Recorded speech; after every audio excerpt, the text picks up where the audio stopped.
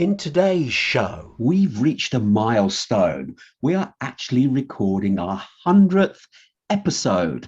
So today, it's going to be more of a montage where we reminisce our previous episodes. And now, the TNT Talk Show, daring to go where other podcasts fear to tread.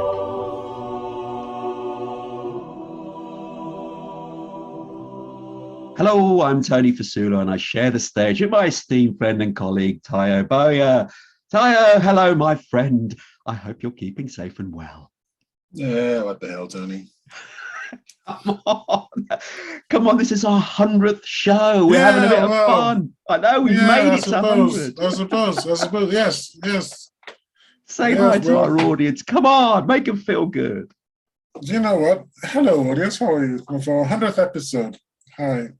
How are you? Yay! Now then, I've got a little something for you. Oh, by the way, no, seriously, just before we do that little bit that I know you're looking forward to secretly. Isn't it amazing how smell and sight, how sight and smell work so closely together in a very strange way. Just quickly though, I mean, before we move on quickly, what is blue but smells like red paint? What is blue but smells like red paint? No idea. Blue paint. Oh.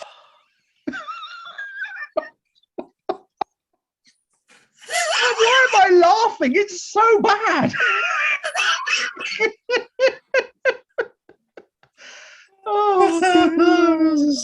This is stupid. It just tickles my, I don't know, it just does something, just makes me laugh. That was so bad, I'm stumped into silence. Well, I thought to myself, if you're going to force me every week to say hello to the audience, well, you know, you're going to have to listen to these things, man. Yes, our 100th I'm actually episode. pained by your words. Okay, let's carry on. 100th episode, yes, indeed. I mean, do you want to bring anything up that you reminisce about from? No, I was casting an eye over some of our episodes. I didn't come from a point of view of this being all jolly and everything. Okay. I'm sorry, but okay. I looked at some of these episodes and thought, where are we now? From what we discussed. Our very first episode is Democracy Doomed. Yes, I remember that. Yes, Democracy Doomed because voters are so stupid. I mean, first of all, I know you and I have spoken about recording a show where we actually try to invent a new word, to coin a new word for stupidity. Yes. Because just the word stupid now has lost its currency, has lost its power. It's because the levels of stupidity we're seeing aren't properly described by stupidity, by the word stupidity. And if we look at how society is moving in the general trajectory of Western society, isn't it true that at some deep level, it's our fault, it's the fault of the voters? You can't blame everything on the politicians because the voters are making bad choices. Well, yes, but if I remember rightly from our original argument, I mean, that's a long time ago, mind you. Our very first episode. I think it was made the point that the voters are voting based on what's been presented to them by the politicians. So if the politicians happen to be very good at twisting the truth, which is something they are indeed very good at, the public will base their voting decision on that information, even though if you analyze it, you realize, hold on a minute, they're talking out their rear end. So in that respect, are the voting public stupid to vote? Or is it because we've been hoodwinked by clever words from our politicians? I don't think so, because here in the UK, people generally vote for one of the three big parties, don't they? Yes. If you want to say the Greens, the Lib Dems are big. But if you keep, was it Einstein's famous saying, you do the same thing and expect different results? Indeed. At some point in time, surely the majority of us have got to turn around and say, no, we've given you guys enough chances. It's time to vote for someone else. There are new parties struggling to get through. There's the Reform Party. Yes. I suppose you could even say there's the Green Party, although I think that would be lunatic to vote for them. Lunacy, sorry, to vote for them. And I suppose there are other parties too. But at least there are options out there. It's like you need to try something else. You can't keep going down the same route and expecting different results. And I'm very tired of what I call the taxi driver syndrome. The cab drivers, I mean the black cabs, not so much the private cabs, but cab drivers, they're always pretty chatty and they always have a solution for all the world's problems. Yeah, but that's just an opinion. We have the same opinion. If we're discussing our chat, which is what we do on our show over a beer, we can solve all the world's problems because it's just an opinion based on the information we currently have available. So everyone's got an opinion. No, the point I was trying to make is that they have this thing about, oh, I would do this and I would do that. And nowadays I say, well, why don't you run for office and do it? Why don't we, I said I want to go into politics, but with my back and my arthritis, I don't think I can.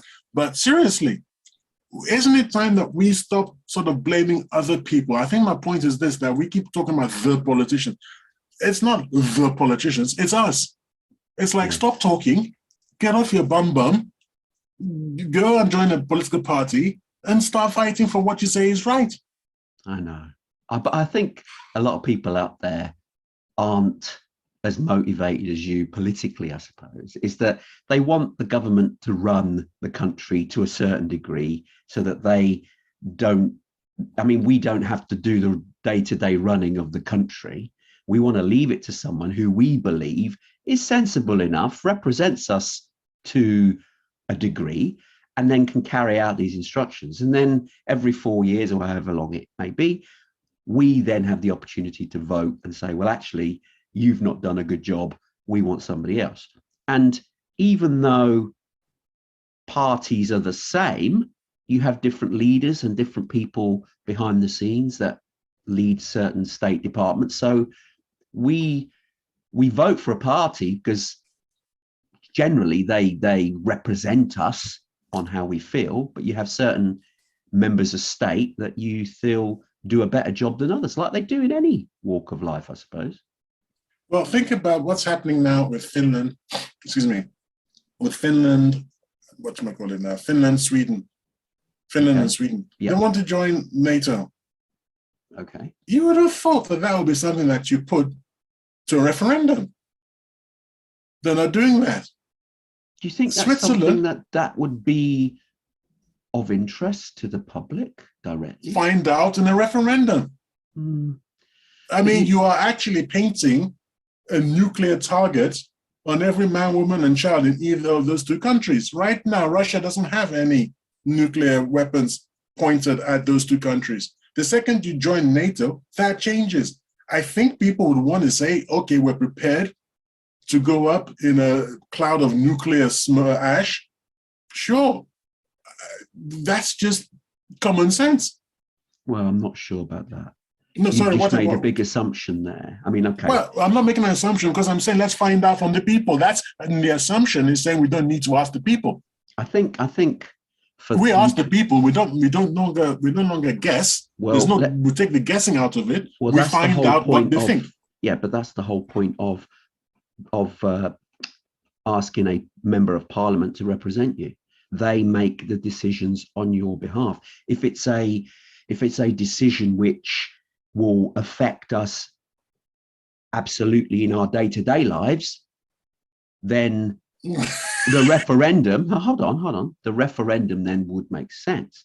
But to join a body doesn't affect us day-to-day. And you've made an assumption there that by being a member of NATO means you then now automatically get a weapon pointed at you, where previously you didn't. someone could argue, say, well, Ukraine weren't a member of NATO, but they've had weapons which aren't nuclear, but they're still being invaded. So this is something which is not simplified by what we've just said here, that, oh, by joining NATO, you get a missile pointed at you. That's not how it works. But anyway, let's not dwell on just one subject. Let's look around, because we were supposed to look through our previous subjects.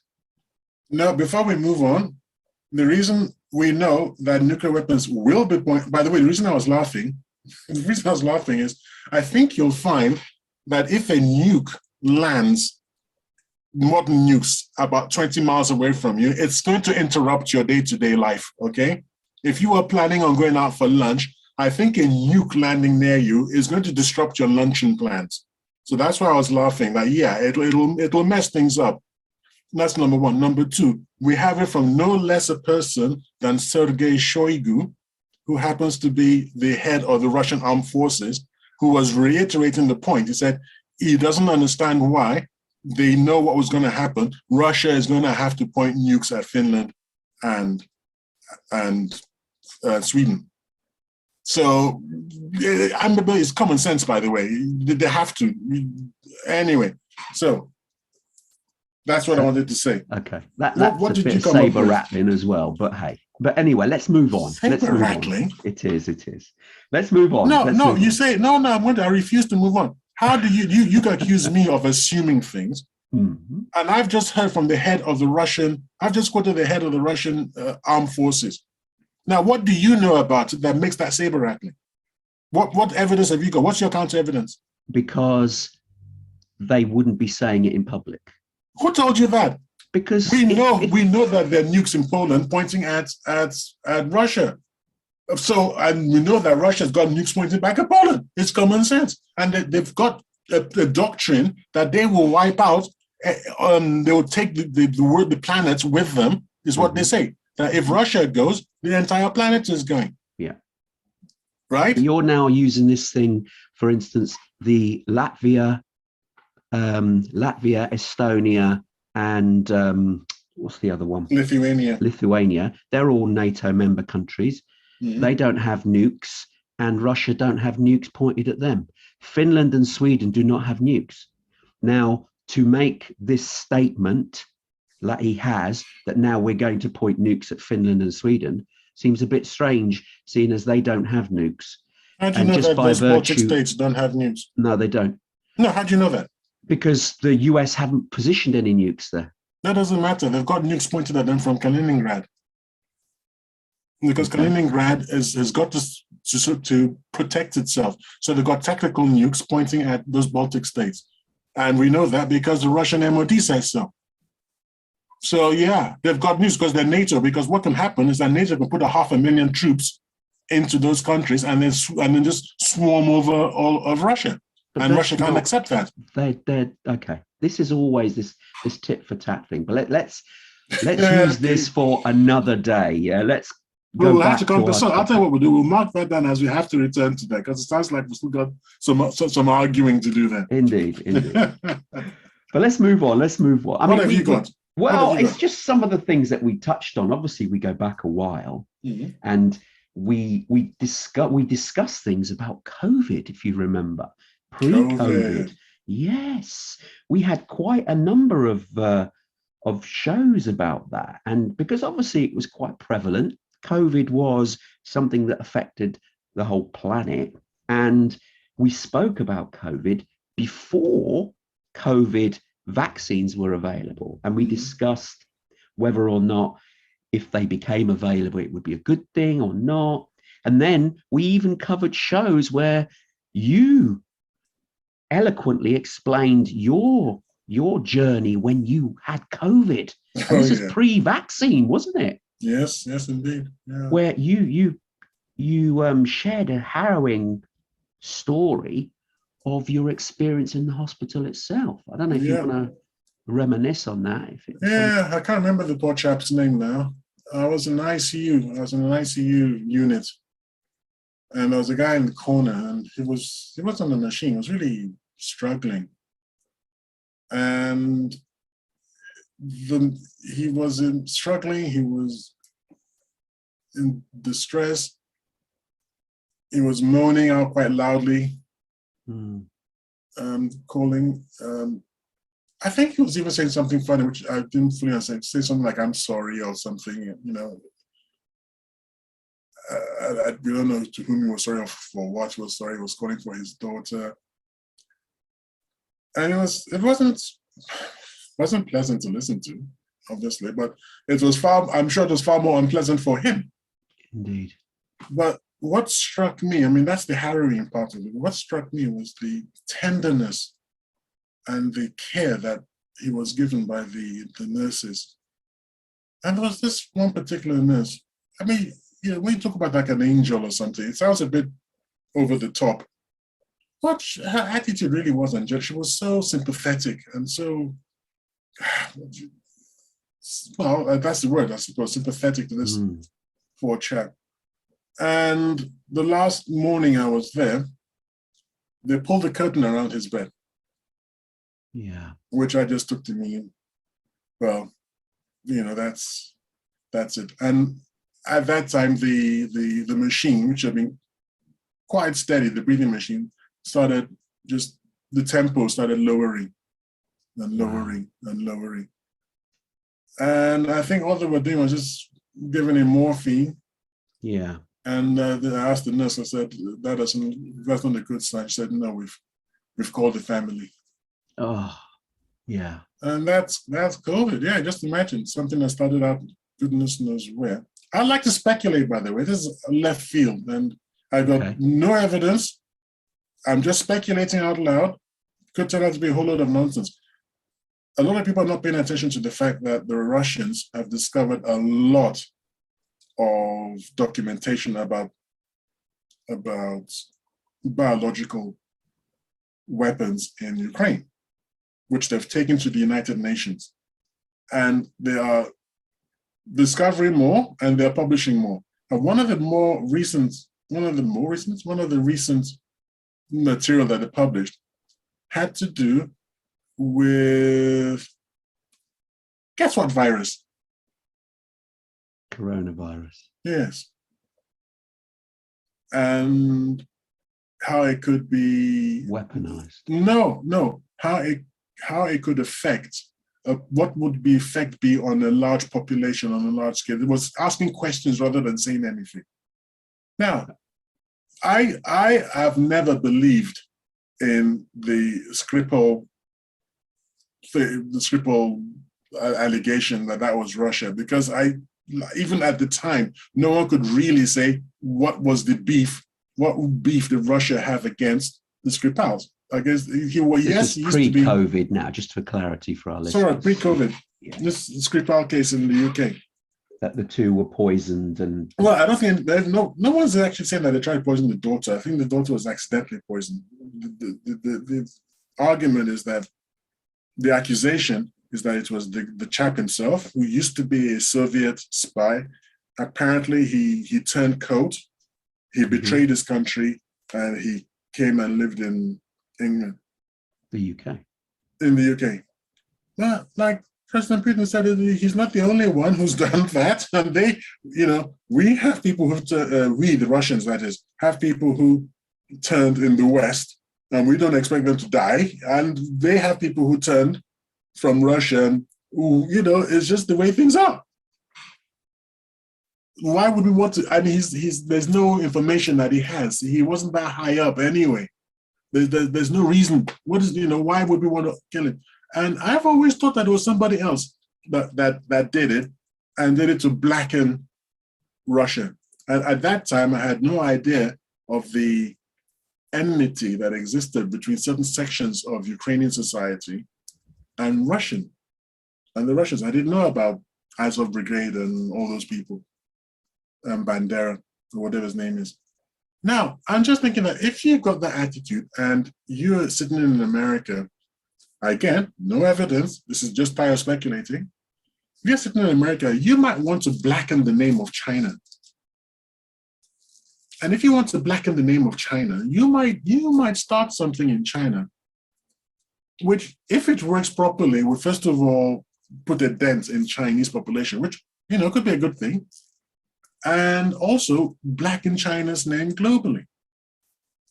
And since the Chinese keep on saying it wasn't us, I wonder if they're telling the truth this time. And I wonder if there isn't something there to look at. And that's the end of my speculation. It's complete and total speculation. I have zero evidence. I'm just wondering. Okay. That actually leads me onto one of our subjects. Conspiracy, I guess. Well, yes, because we did cover whether there is a world government, a secret world government, actually controlling things. And at the time, we sort of, it was obviously a conspiracy episode, but we sort of wondered whether the likelihood of a higher world government actually controlling things was there. But the more, I mean, at the time of the recording, which is one of our early shows, we both, I believe, got to the conclusion that it wasn't. Sorry, could you please tell us what, I hope you did. Did you mark down the episode numbers so that we can tell people what episode to look for? Yeah, it was episode number 18. Good, yes. Yes, episode 18 it was. What was the corona one? What episode was that? Which one? The coronavirus ones. Well, there were several, weren't there? Yeah, there were several. Right. We had a number of them. Okay. 16, 15, 14. There was 3 shows in a row that we discussed COVID, because obviously it was such a big topic. So we did give it some time. And we also did one on Donald Trump as well shortly after that. That's a separate topic, but which also included his response to COVID worldwide. Right. But the episode 18 in question was the one where we did discuss, is there a world government? And at the time, we were a little bit, well, probably there is some influence going on behind the scenes. I think you mentioned the Bilderberg group, and we touched on the Rothschilds, etc., because they have a lot of money, they have a lot of influence, and they also have dealings in the military. So it makes sense for certain bodies, put it that way, to influence certain situations, and they have the means in order to do it. So yes, things like that probably do occur, but not as a government as a whole. So a world government pulls the strings, but there is a sub government somewhere that's beneath the surface that a lot of the governments are aware of but can't do a lot about, and they have influence. But I don't think this sub area, this sub government that we sort of can describe them as, have geopolitical influence that can affect the world. And this thing about COVID, I think itself, it's more likely to have been an accident as opposed to a malice where someone introduced it, despite the conspiracies that have surfaced in the meantime about it. But I mean, that's just one. We discussed a few. I mean, my favorite subjects, if I'm perfectly honest, are when we were looking at conspiracies. And it became quite popular with our listeners as well, that we covered quite a few of them. And I mean, I think one of the early ones as well, aside from this one, was we touched on the Illuminati. Do you remember that? Yeah, yes, indeed. Yes. Where that was a show where we thought, are they part of this world government that control things? But I think well, I poo-poo the whole thing. I think even more so based on the fact that this Russian escapade, escapade is the wrong word. Our reaction to Russia's invasion of Ukraine has been so badly mismanaged. So the reaction has been so imbecilic that, to me, there's clearly not any intelligence that's been implied to that reaction. That it's forced me to postulate that there's such a thing as negative IQ. It really has, Tony. Negative IQ is when someone is so stupid that the stupidity spreads. the inclusion of such a person in a group lowers the group IQ. Now, it's so negative. I mean, our reaction was to shoot ourselves in our testicles. And it's not as if the outcome wasn't entirely predictable. It's not as if it's a surprise. It's you think you do this, don't you understand what's going to happen next? Because I do, and I'm sitting in Northampton, and I don't have my hands on the levers of power. I don't get intelligence reports. I don't have the vast resources of government to hand. I just use logic. And we, those of us who were saying this on social media were like, what are these people doing? Yeah, and but you've hit there's it on no the sign head, though. there's no sign of Illuminati. There's no sign of substrata governance, hidden, because where's the intelligence then, Tony? I think though we're at a disadvantage though. You must understand that. We obviously only see what is available to us. So we're making decisions based on what we see. And you're right. You think, well, if that outcome happens, then that outcome's going to happen. Of course it is. But we don't see all the intelligence that goes on behind the scenes. And it could be, I mean, I think we actually touched on this before. This could be a big chess game being played out by the respective CIA, FSB, and all the rest of it, where they are trying to move ahead. And so that makes it difficult to sort of come to a proper conclusion. We can only give our opinion based on what we see.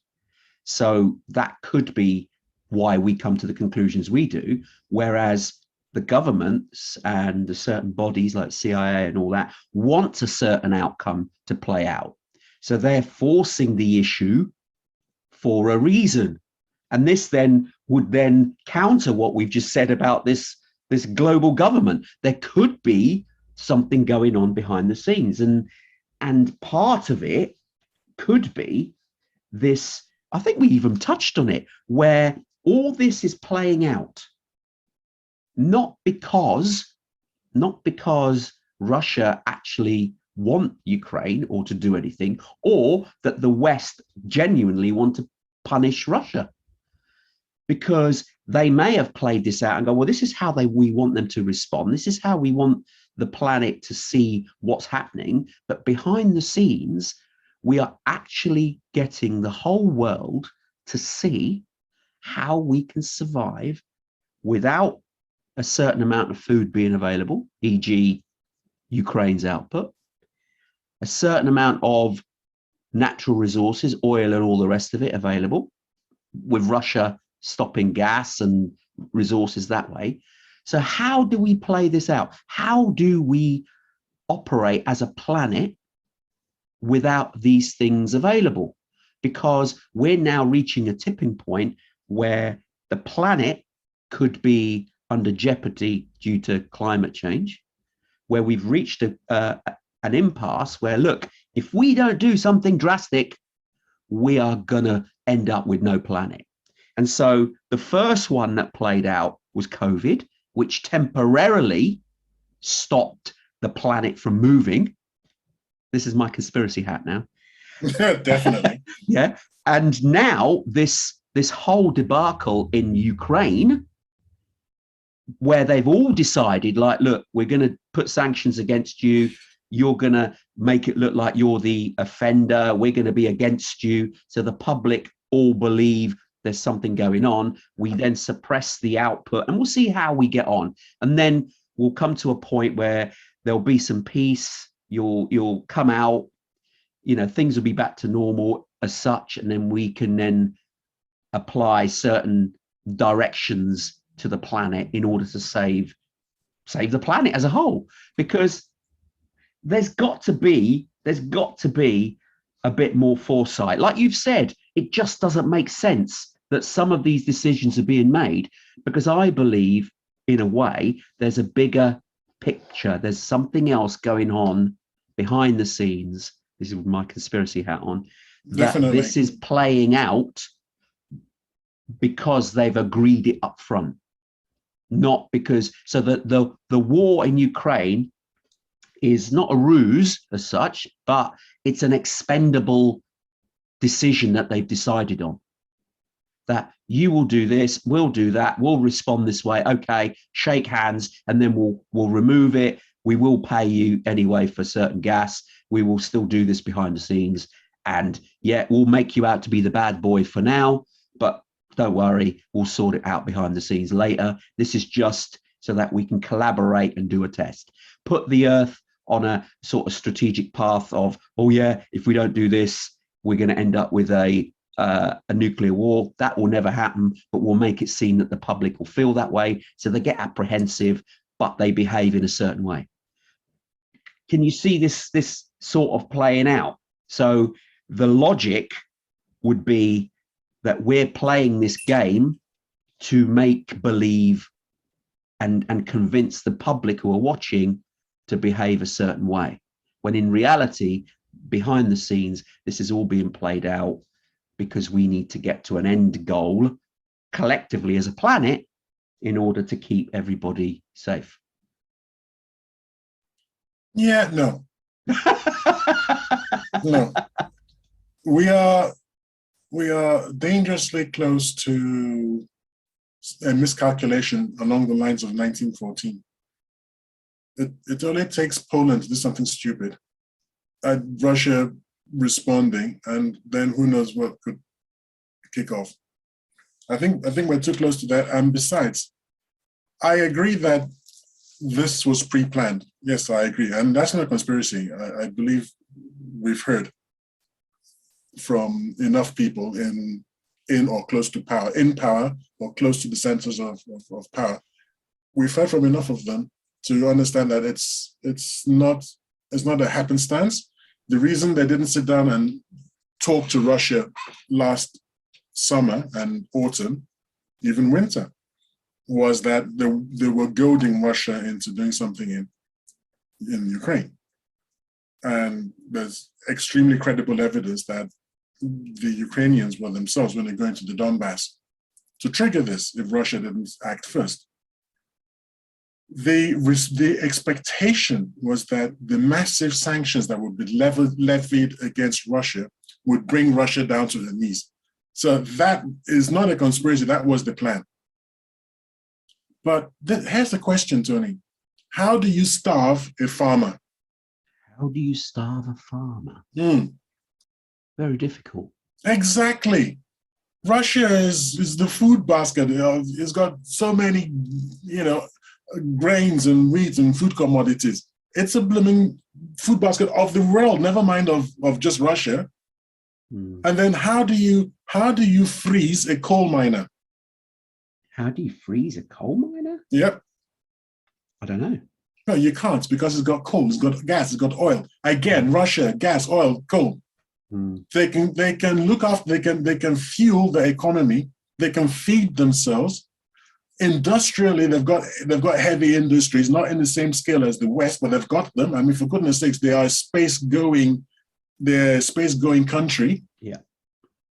Where exactly how did you think you were going to be able to pressurize them? Well, this is why common sense dictates it doesn't make sense. Well, because the people are idiots. You see, what you know the mistake you're making, Tony? You think your leaders are clever. No, I've given up on that. Clever. I certainly don't believe that in any way, shape, or form. I think that these people are imbeciles. I think they believe, what's that beautiful American expression? You believe your own, oh goodness, you believe your own, it's like you believe your own rhetoric. You believe your, but there's a lovely way that the Americans put it. Yes, but that's what it means. Yeah. You believe your, I think they started telling themselves things. What is the echo chamber? There we go. Right. They were in this echo chamber and they started smoking their own, whatever they call it, the drugs. They started smoking their own stuff, which you must never do. You know that it's BS, but you have to keep remembering that it's BS. You must never fall for it and start believing your own BS. And I think at some point they switched in their heads. Yeah. and they started believing their own spiel. Well, possibly, but you would have thought that by now they would have backtracked had that been the case. They are backtracking. Well, Didn't they say they would never pay in rubles? Well, they haven't. A lot of them haven't. There are some that are doing it, but not everybody. But anyway, let's not dwell on that particular subject because that was. We need to come back. Can we mark this down to what episode was that? We need to come. No, we're going to need to talk about Russia and Ukraine again, which we already did in episode 88. We did an episode. Yeah, we did. Episode 88. Yeah, exactly. And so that was much later. But I mean, we've got loads here that we still talk. I'll tell you what annoyed me. Episode number. Yes, I think I lost my temper that one with you. Episode. What do you mean 90? Only that episode? I mean, that's the whole point of our day. You lose your temper or you get a bit irate, but hey, that's part of the battle. It was episode number 97. Oh yeah, that was recent, wasn't it? How old is the Earth? Yeah.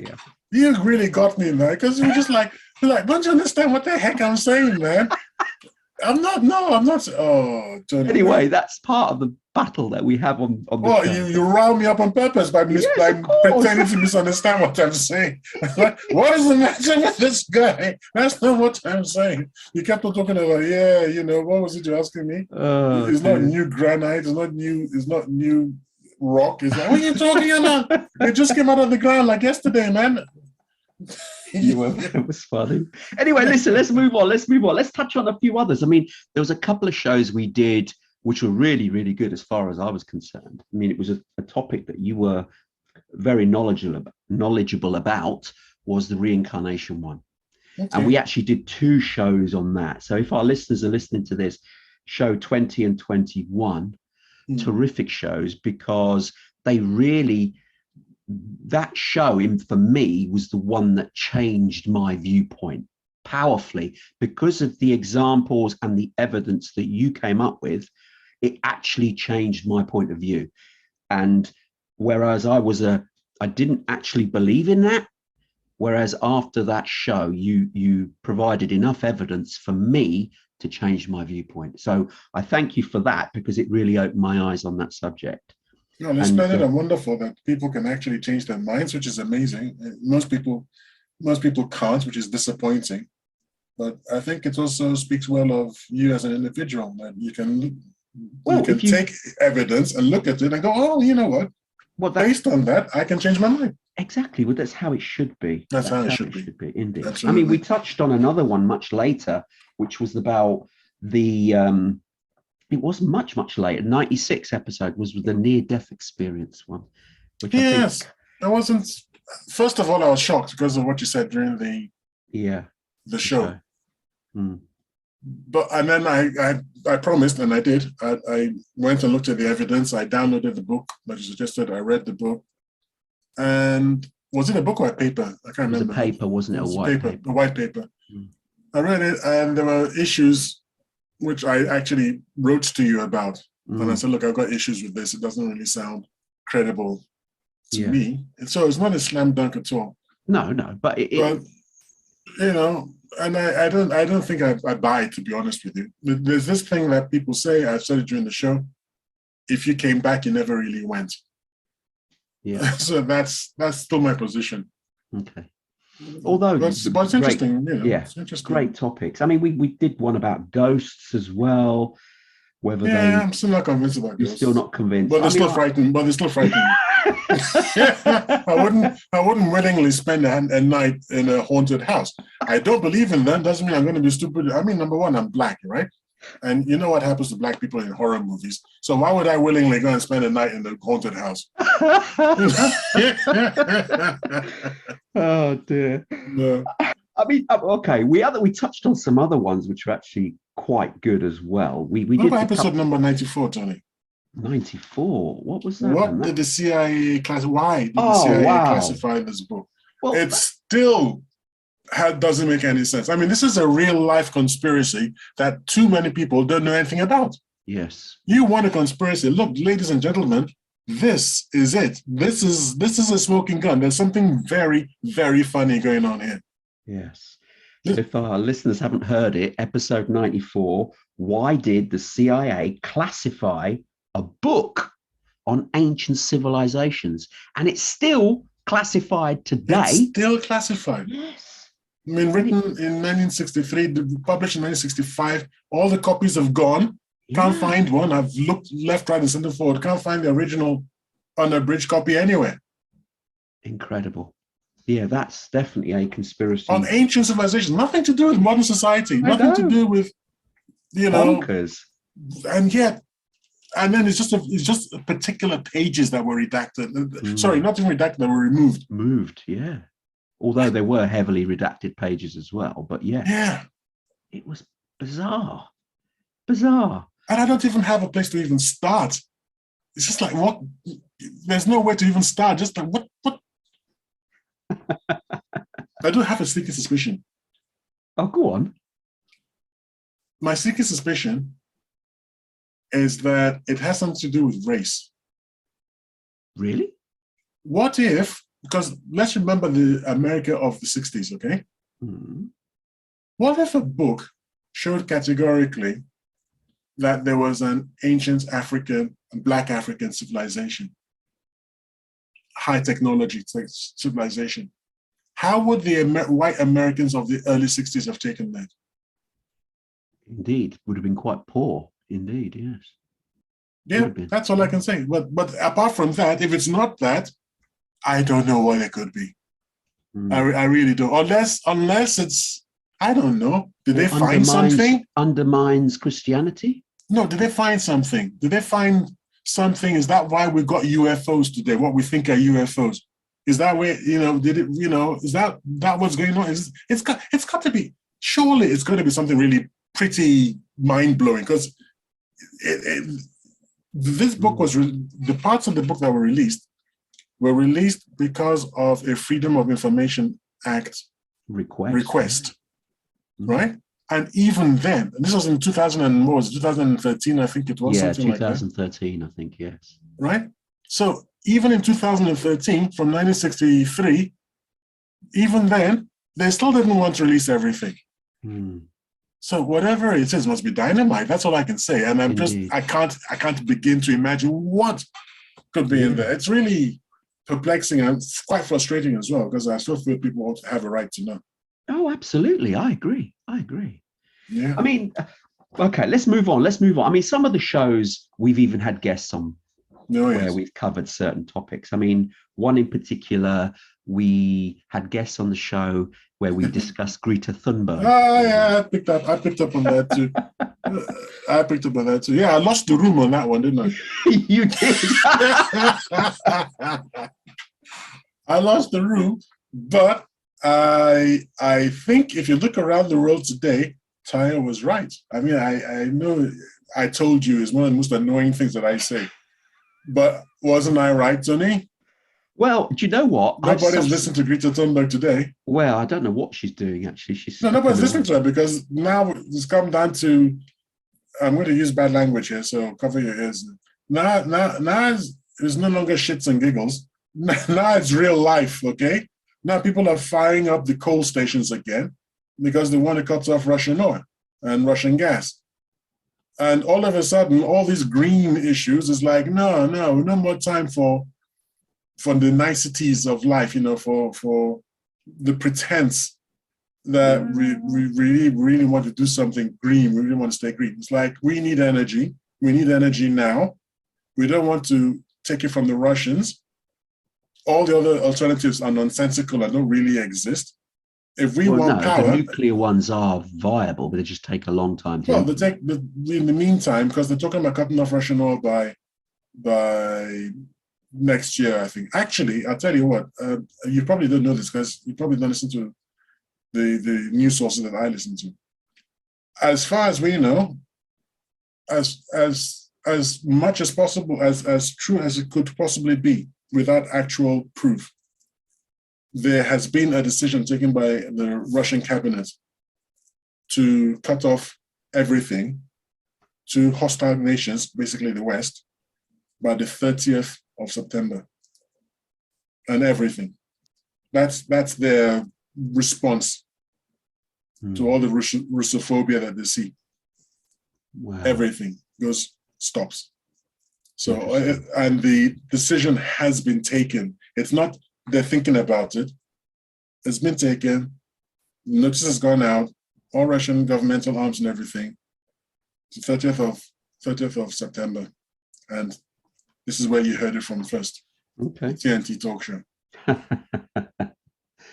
Okay, let's move on. I'm mindful the time is also moving Greta forward. Thunberg, yeah, whatever. Yes, She's going to have Greta. to suck it up there, I'm afraid. Because We have had feedback from people, mind you, about Greta, that episode. And a couple of people who I've seen the feedback from actually agree with you, although there's a few that clearly don't. But anyway, let's rest that one. well, yeah, because when people agree with me, we always want to sweep that under the carpet.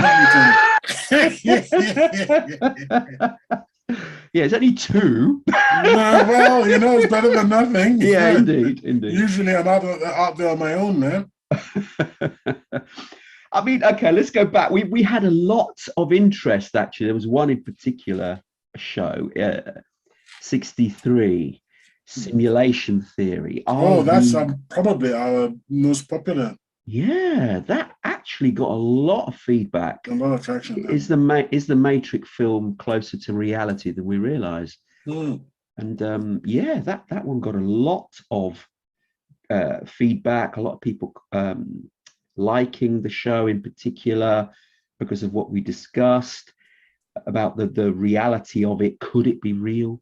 Could it not? And because we don't know, we just don't know. I mean, some arguments for it makes sense, but there are some arguments that we could be base zero. We could be the first ones setting it up. So this is the reality, or we are in a simulation and unaware of it because we're in it, and the depth of our vision, so to speak, is limited by what the fabricated universe that we see is around us. So we can only go so far purely because that's the limitations of the program. But yeah, it was really, really a good episode. And another one as well along a similar lines was regarding Bob Lazar, about the UFO. We had a guest, Tony Buck, who is a prominent ufologist on the show, and that also brought in a lot of interest because Bob Lazar, interesting character, was for the benefit of those that you don't know, the episode number was 67, and he said that he was at Area 51, worked there in what was it? There was an area that Tony Buck mentioned that we hadn't heard of. I can't remember off the top of my head what he said now, but this was where Bob Lazar purported to have been working. Yes. And he thought that the UFOs that he was working with were US made because they had US flags on them, the secret base. But ultimately, when he went into the guts of the ship that he was working on, he could see that the positions were there for a lot smaller people, and he realized that this was not man-made. And he made some interesting arguments, and it was quite a popular show based on that. So again, the jury's out of whether that was real, but even to this day, Bob Lazar still claims he was there, and the evidence that he shared seems to corroborate what he was doing. So I need to step in there. Bob Lazar doesn't claim anything to this day because Bob Lazar is dead. No, Bob Lazar's not dead. Who was it that was dead with the piano wire? Oh no, that wasn't Bob Lazar, was it? That was Phil Schneider, was it? Bill Schneider. That was the episode I beg your pardon, well. audience. Yes, Bill Schneider. No, Bob Lazar is still alive, which is good. Okay, yeah, we'll take that Phil back. Schneider, yeah, we covered that in a short extract that we released. So it wasn't a full-on show. Right. It was an extra, if you remember. Phil Schneider is the real conspiracy. Oh, yeah. Conspiracy tickling person, because he's even more interesting than Bob Lazar, in my opinion, because of his very unusual death. Phil Schneider claimed to also have worked in Area 51, claimed much the same thing that Bob Lazar does. Well, the difference is that Bill Schneider met an unusual and grisly end, in that he was strangled to death with a piano wire. Mm. and all his material, which we know he had on UFOs and such things, disappeared. Yeah. They weren't there. So, questions?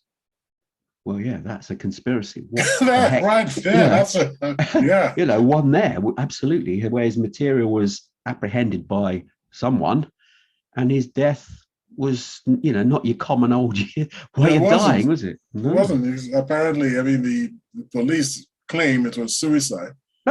But I can think of a lot better ways of knocking myself off than piano wire, that's for sure. Indeed. I mean, we have it. Yeah, that was an unusual one. But again, let's move on. We covered a lot of subjects which also were to do with how people behave, for instance. I mean, we covered about whether in an equal society can women avoid hating men, which is a subject that you're quite strong about. Passionate about. Obviously, if we won't discuss that too much here, but it's episode 74 because we'll get you going. That's Tony trying to avoid getting me going. Yes. We also discussed. Touched on episode 81. Did you believe my position on that? By the way, that in an equal society, women have to hate men. No. Okay, interesting. But yeah, but for the listeners out there who are wondering what the heck we're talking about, please look out for that episode. I mean, what's the episode number again, please? The episode for In an Equal Society. Oh, where is it now? In front of me. My list is so vast, I can't see it. Was it 74, did you say? 74, yes, sorry. Yeah. In an equal society, can women avoid hating men? And write in, folks, write in. Yeah. Contact us, and we're on Facebook. I believe we got an email. We should actually have an email address going up so people can email. Maybe we'll start a WhatsApp group or something. Blimey, that would be asking for trouble. I think we're getting some comments, like I said, on YouTube, because we are on YouTube as well. Yeah, maybe I think we should have it not WhatsApp. Although I don't have any issues with WhatsApp. They've never censored anything I have to say. Not WhatsApp is a bit more personal, where you've got your phone number exposed and all the rest of it. We'll just create one for them. I'll actually buy one if that's the case. It's no problem. I've got a phone and I've got that we can use. Interesting. And the point about it is that in our Telegram is the one I think. Telegram is where a lot of people are doing a lot of group stuff now. That would be better, purely because I don't think you have to reveal your number there.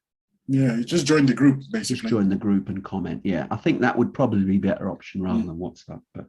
But yeah, okay. We touched on loads here. I mean, going back, because like I said, 100 episodes is quite significant. We discussed psychic detectives, for instance.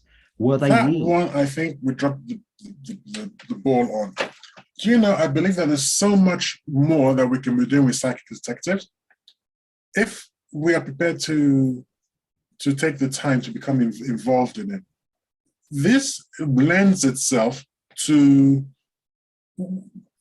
real-time investigations and things. We can actually get involved and carve out a niche in this area because it's a fascinating area. It doesn't have to be murders and things. You know, a lot of times it's finding things and finding people.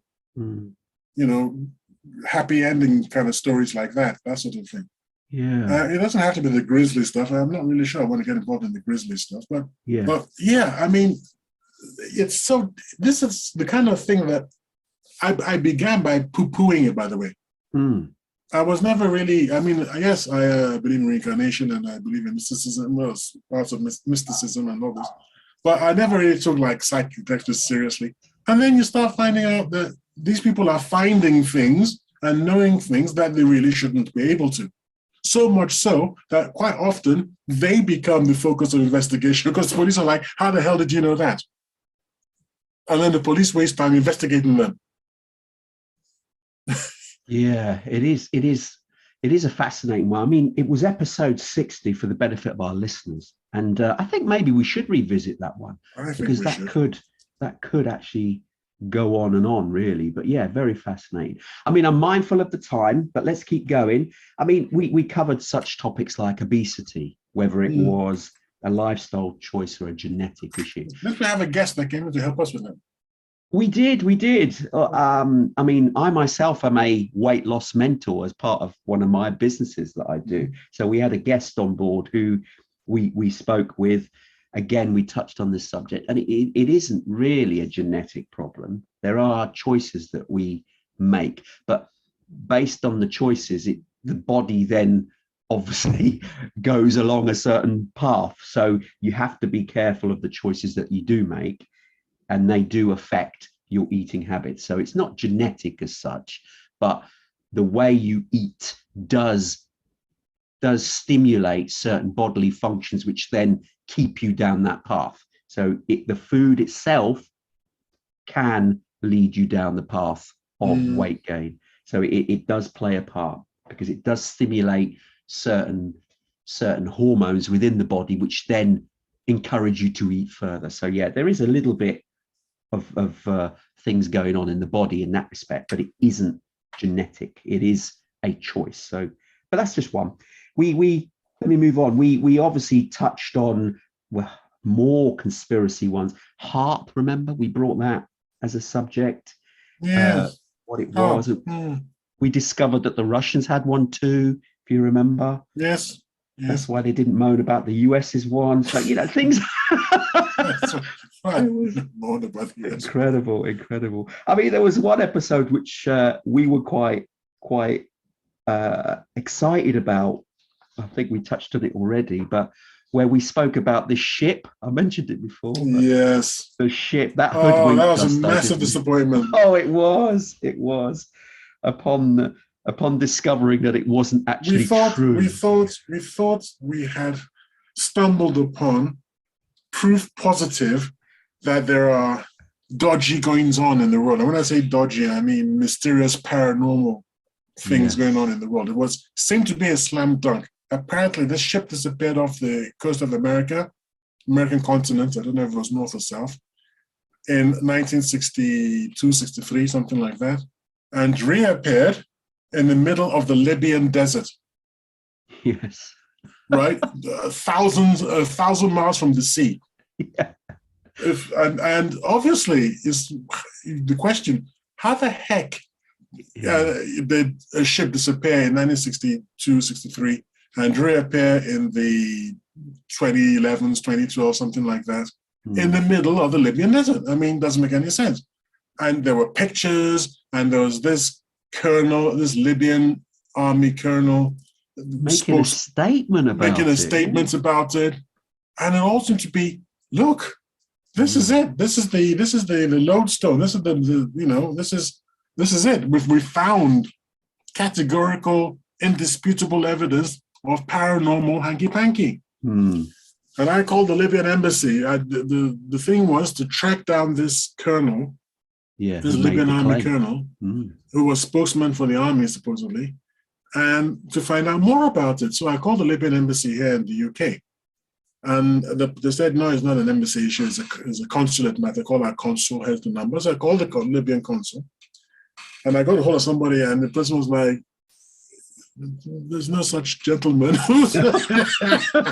That's not the name of our Libyan army spokesman. I said, well, this was in 2012. I said, no, I'm sorry, there's no such person. What's the story that you're trying to hunt down? I spoke about it. I said, no, I've never heard about that, man.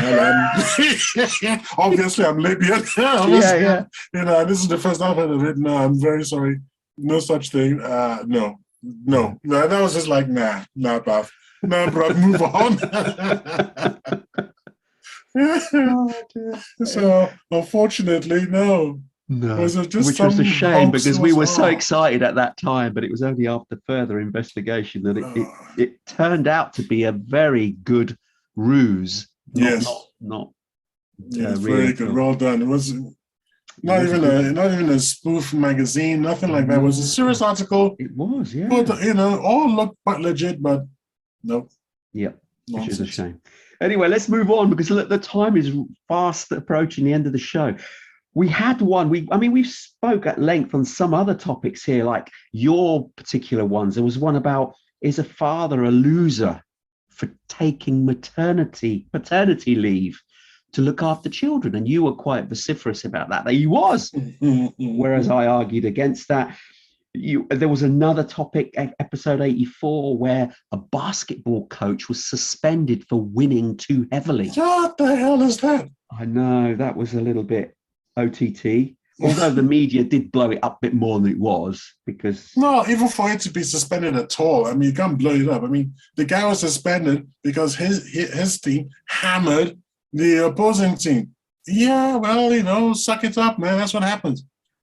I know, but I think it was because these were kids, little kids, and they were getting slaughtered. And they should learn that life can be like that if you're It can indeed, but I think maybe that was a bit too early when he was on the sidelines going, "Come on, destroy them!" I think. Well, that age in adults, yeah. What age are we talking about? Because the way you're speaking, I'm getting the impression of kindergartners. No, they weren't like kindergartens. They were about under 10, I think they were. I don't think so. I think they were the teenagers. No, if they were older than 10, I would have been fine with that. But under 10, they were teenagers. I don't think they were. They were teenagers. Really? I mean, they're not senior teenagers. I mean, they're like the 13-year-olds, people like that. The first 3 years of secondary school. Okay. We'll have to revisit that one then. But anyway, that was just another one that we spoke about. We also had guests about whether utility companies were ripping people off, which I suppose the consensus is they are. Yeah, not much argument there. No, indeed. At one particular one, episode 91, where we discussed about whether shouldn't all sports be competed as gender neutral. Oh, yeah, that's what I say. Yeah, because that would eliminate this problem that seems to be quite apparent in the news about transgenders. Yeah, we'll never see another woman on the podium ever in anything. Well, it was a bit controversial. No, I'm saying if we collapse all sports into one single category, gender, well, that's it. No more. I mean, I suppose you could always talk about the woman who finished top. But there will never be a podium place. Yeah. Not ever. Not in any sport. Unless we address it properly and put the separate categories in, which is what we sort of alluded to. Well, there's objective standards, okay? It's very simple. You've got 2 chromosomes, both of which are X. That's a woman. You've got 2 chromosomes, one of which is an X and the other is a Y. You're a man. Those are objective standards. That's it. Everybody else in any funny configuration, it goes into the Special Olympics. Done. Finished. No argument. Yeah. Okay, we had some early episodes, for instance. Episode 10, we were discussing about whether online dating was damaging relationships. And you made good arguments about that. But then we had to do a subsequent show because we had so much feedback that we had some female guests on the show, and we had for and against that argument. So that was quite an interesting show as well. Yes, I was surprised to pair with a woman, because one of the women on that show was really for online dating, and she had found her partner. Yes, partner, absolutely, through that, and that was a surprise to me. So we did have to wonder about that. So that was really good. Right, I'm mindful we've reached the end of the show. We've had so many shows already. I hope that we can have another 100 more, if not even 1,000. You never know. Kyle and I will be grumpy old men, which we are already. But we could talk about our past shows long into the night. But you, the listeners, please look out for our shows. If you're listening to this first one as your first introduction to the TNT Talk Show, we do have, like I said, 100 other shows out there that you can look out for, which cover a multitude of topics. And I must say, I must send out a thank you to my TNT colleague Tayo for being such an opponent on the stage with me, and despite what you audience believe that we are at each other's throats, I do love him as a colleague. We do actually get on in all the appropriate ways, but indeed. You know, we do actually have a love-hate relationship. I love him, he hates me, but it's Tony's of the. Thank you for those kind words, and I'll say that I'll very happy to recommend you to anyone as a master winder upper. Okay, can you wind me up something rotten all the time, dude? And it's very hard to tell. He's such a blooming good actor, Tony. It's virtually impossible to tell when he's serious and when he's winding me up. And it's only afterwards I think to myself, that was a flipping wind up, wasn't it? But that's what makes the show what it is. So let's keep that going. Yeah. Right. But unfortunately, we have reached the end of the show for another week.